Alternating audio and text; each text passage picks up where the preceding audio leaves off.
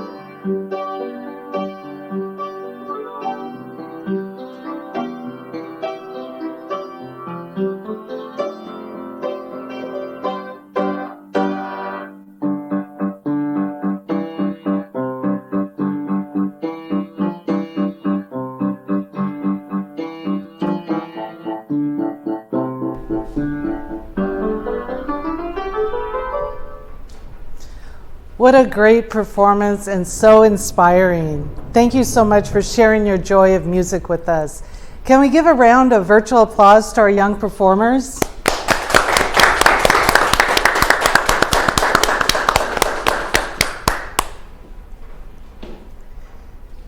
It's time now to introduce the president of our board of directors, Justin Umagat.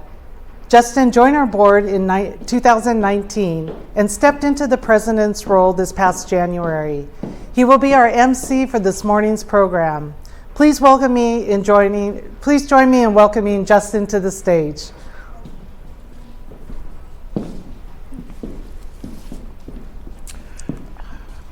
Thank you, Jackie, and good morning, everyone. I'm honored to serve on the Associated Recreation Council's board and here today to lead this morning's event. I'd like to start by recognizing our corporate sponsors who are generously supporting this event today. Thank you to our gold level sponsors, the Bill and Melinda Gates Foundation, Harborstone Credit Union, and Seattle Parks and Recreation. Your support is so critical to our work and our mission. At the silver level, thank you Pacifica Law Group. You've been our partner for this from the very beginning. Now, let's celebrate our bronze sponsors, Friends of Waterfront Seattle, Regents, Hub International, and SHKS Architects. We're so grateful for your partnership and support. And finally, we just received a generous gift of support from Sound Community Bank, our new banking partner at ARC. We wanted to make sure we recognize their generosity as well today. Now let's all give our generous sponsors another enthusiastic round of applause.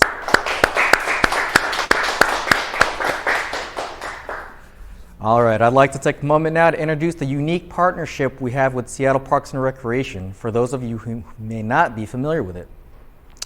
Associated Recreation Council, also known as ARC, was established in 1975 to support the important work of Seattle Parks and Recreation, or SPR for short. As SPR's nonprofit partner, ARC works to make sure people of all ages and abilities have access to the parks, community centers, pools, and activities offered by SPR. We partner together in delivering all the programs we enjoy in our city. I'm also proud to say we're the only partnership of our kind in the country. Together, we serve the Seattle area with a wide variety of programs and community events. Although last year has changed the way we serve our residents, we look forward to the day we can build community delivering sports and recreation programs for people of all ages and abilities. It's now my pleasure to introduce today's keynote speaker, Everett Fitzhugh from Seattle Kraken. Everett is a native of Detroit and spent the last 5 seasons with the Cincinnati Cyclones hockey team before joining the Kraken last fall. As you may know, Everett is the first black play-by-play announcer in the National Hockey League history. He's definitely a trailblazer. I'll let you take it from here, Fitz.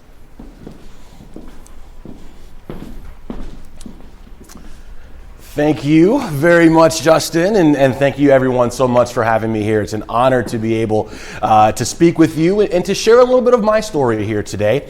And as a kid growing up in Detroit, sports was and really still is a constant in my life.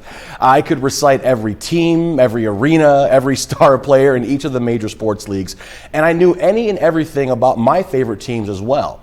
Not only did I love to watch sports, but I loved to play sports as well. I played a Little League baseball and City League basketball all throughout my childhood, and I actually remember scoring my first basket in Little League basketball. I was about 8 years old, and my mom ran out onto the court and was so proud of me in the middle of the game. So they had to kind of usher her off the court while they got everything reset because she was so proud. Sports was and really continues to be a lot of fun for me as well. As a kid, baseball was my favorite sport, and I played until I was about 15 or 16, and I learned so much about sports and life in general from just being part of those teams. And I genuinely feel it was those experiences that I had as a kid growing up in youth sports that helped me lead to where I am today. Now, I realized pretty early that I probably wasn't going to be drafted by my hometown Detroit Tigers or the Seattle Mariners, so I had to come up with a plan B. And I always knew that I wanted to work in sports, but I really wasn't exactly sure what I wanted to do. And it wasn't until I got to college at Bowling Green State University that I even found out play-by-play was an option. And I pretty much fell into broadcasting hockey by mistake. Everybody in my broadcasting organization, they wanted to call basketball or football games. They wanted to be the next Marv Albert or Bob Costas. And as a result, I found myself getting most of my opportunities in hockey. And I actually remember my first game and immediately falling in love with calling hockey games and the idea of working in hockey. And I instantly put all of my eggs in the hockey basket, as it were. And I set a goal of getting to the National Hockey League. 13 years later, here I am. I achieved my dream when I was hired by the Kraken as the first broadcaster in team history and the first black play-by-play announcer in the history of the National Hockey League. It was a little bit earlier than I had planned. I had an initial goal of NHL by 40, but being able to get here by 31, I'm not necessarily complaining about that at all. The journey to get here was definitely a long and a winding one, and there were many lessons that I routinely had to reflect back on from my time playing in youth sports as I moved along in my professional career. In all of my previous stops, be it Cincinnati, Youngstown, Chicago, I've had to wear multiple hats. In addition to broadcasting, I was in charge of public relations and partially responsible for marketing, social media, team services, sales. I was even the mascot on a couple of occasions. So it was a real all hands on deck mentality. And being a team player and helping out in those situations isn't a recommendation or a suggestion, it's a requirement. And there were times when I may not have agreed or gotten along with my peers. It still happens today, or my colleagues. But I knew that I had to work with them and set those differences aside in order to achieve the overall objectives of our organization. And it's just like in Little League Baseball. There was a kid on my team named Malik. Him and I really didn't see eye to eye that often. But when we were on the baseball diamond, we were definitely in sync. And I think the biggest lesson that I've learned throughout my career in sport, both as a youth player and now working in administration, is the impact that sports can have on the community and how important it is for everyone to have adequate access. Even though I grew up in Detroit, which is also known as Hockey Town, you've got the Red Wings and college teams and so much youth hockey, I never played the game growing up. I didn't even learn how to skate until I was 22 years old in college, and I've played exactly one men's league game my entire life. There weren't many hockey programs or learn to skate initiatives to get people involved unless you went well into the suburbs. And it wasn't until I watched a Red Wings game when I was in the third grade between the Oilers and the Wings, in which 3 players on the Oilers were black, that I realized that hockey is indeed a sport for me.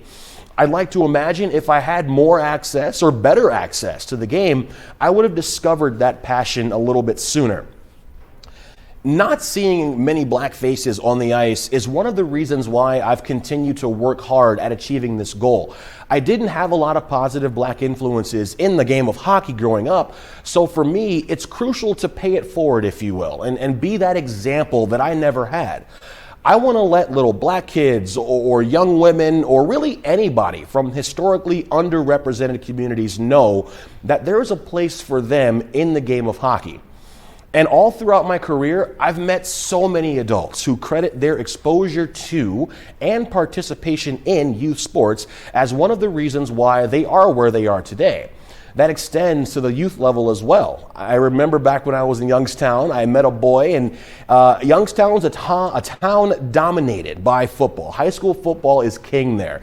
And this little kid came up to me, and he said that he asked his mom to let him take hockey lessons because he heard me on the radio, and he said, "You just make it sound so fun." So he's a freshman in high school now, and I check in on him and his family from time to time. He still plays hockey, and he's expanded to playing other sports like baseball and soccer, and apparently he's even taken up golf right now. His mom also made sure to tell me that he's made a ton of friends and is an honor roll student as well. That is the impact sports can have on people. So I'm going to leave you with this. Whether you're at the highest level, like a Kyle Lewis or Russell Wilson, or the highlight of your athletic playing career was that City League baseball championship you won when you were 13, shout out Detroit Flyers, or winning 7 faceoffs in your lone men's league hockey game, I believe that everyone should play or minimally have the access to equipment, facilities, and the support to play sports. It means so much more than just trophies or accolades. It allows girls and boys of all ages, races, religions, from every socioeconomic background and more to be a part of something larger, to be a part of a team and make friends from each of those groups I just mentioned, to find that confidence they may have been searching for, to have a coach become a lifelong mentor or a friend, or most importantly, just to have fun, because at the end of the day, that's all sports are. They're fun.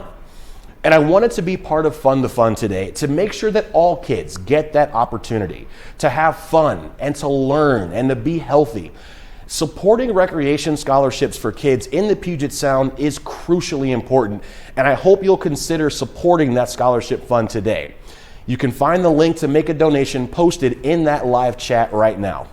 Again, thank you so much for having me here. This was a huge honor, and I look forward to participating in future events and helping youth sports here in the Puget Sound region.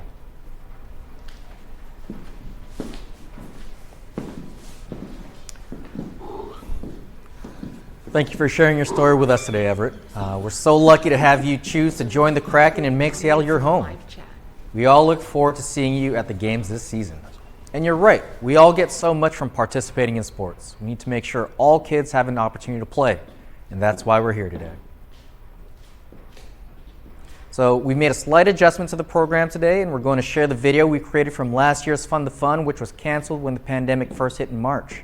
It really captures our partnership, what it does for the community, and reminds us of how we all feel when we're outside playing, learning, and being together. This video is even more inspiring after the year we've just had.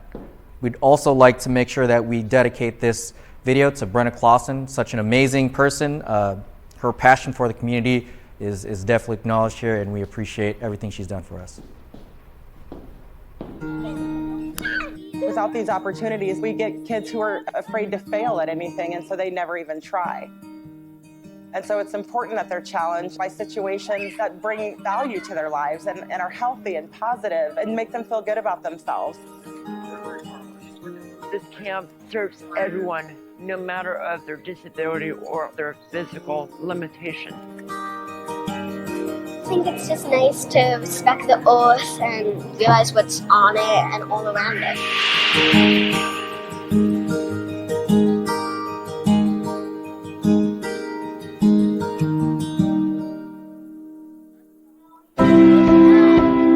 ARC is the Associated Recreation Council. ARC is the partner that brings the equity piece to the table for Seattle Parks and Rec and make a lot of the programs that would otherwise be unaffordable more accessible to children and families who would otherwise not be able to afford it. Get everybody in the circle. ARC really is that mechanism to bring educators, to bring the people there that can provide those programs. When they say they're one-of-a-kind program, they really are. And we have searched throughout the entire Puget Sound area for programs for Paige in terms of availability, in terms of acceptance of Paige and her disabilities, in terms of cost. No one comes close.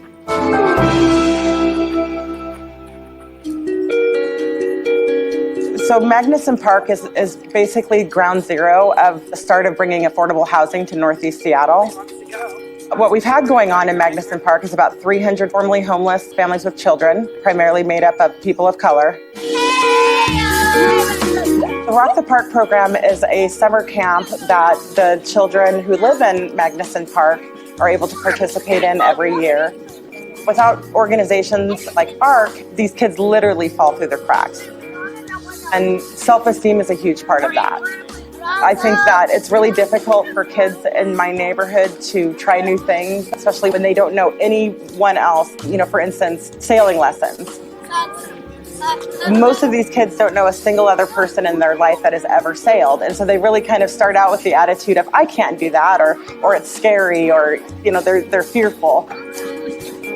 And so it's really interesting to see that after they participate, how confident they are and how that kind of emboldens them to try other things that they think that they might like. All right. Let's put it in water. We can engage them in things where they are just exploring and using their hands and their minds and their creativity and really affording them the time to kind of just get dirty and wet. You know, to watch them get good at something and to build a skill that they wouldn't normally have is something that it just gives me life.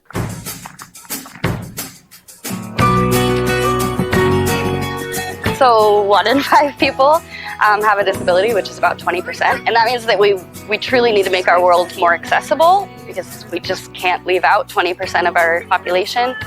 Oh, beautiful! At Seattle Parks, we take that 1 in 5 and we make them the majority. We make them matter, we make their voice heard, and we give them a great time. Welcome to Camp Long. I have been coming to this camp for over 10 years. I absolutely love this camp, and I love the volunteers and the staff that run it. The social aspect of it is just so critical to Paige and to people like her, that they have a sense of friends and community.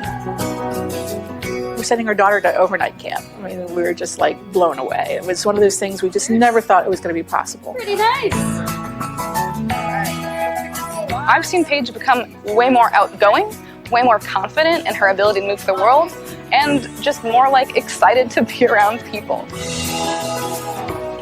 If ARC didn't exist, Paige's opportunities for recreation with other people of her abilities and disabilities would not exist. It would be a less enjoyable life for her without the ARC support of this program. We need to feel that connection. And when you can put a person in the park and give them an experience, I think that just does wonders for everyone. It's really fantastic that the community and the region is able to benefit from the partnership that ARC has with the Seattle Parks and Recreation. I hope that that partnership is able to grow. much in the same way that the population that they serve together continues to grow. Because you can't have one without the other to be able to provide the quality programming that's essential to the children all over our region. We all matter, and we all deserve to have a place to be our best selves.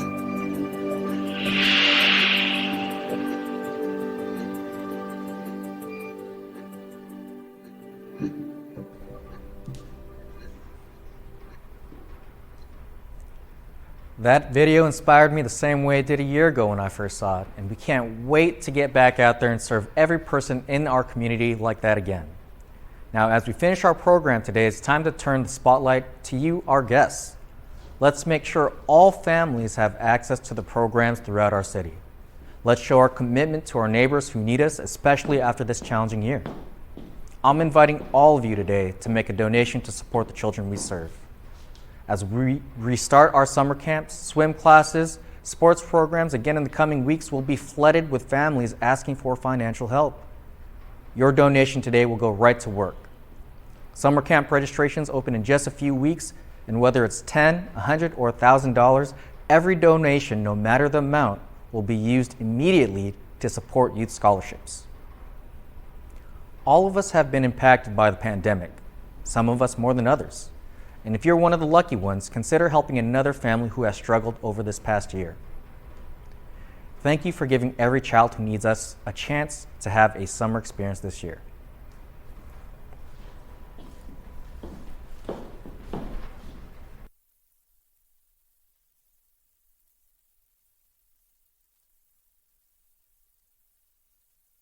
To support Fund the Fund. We hope you've enjoyed the program, and we look forward to seeing you in person again this time next year. Then we'll really have a reason to celebrate. Thanks again for your generosity. It means the world to the families we serve.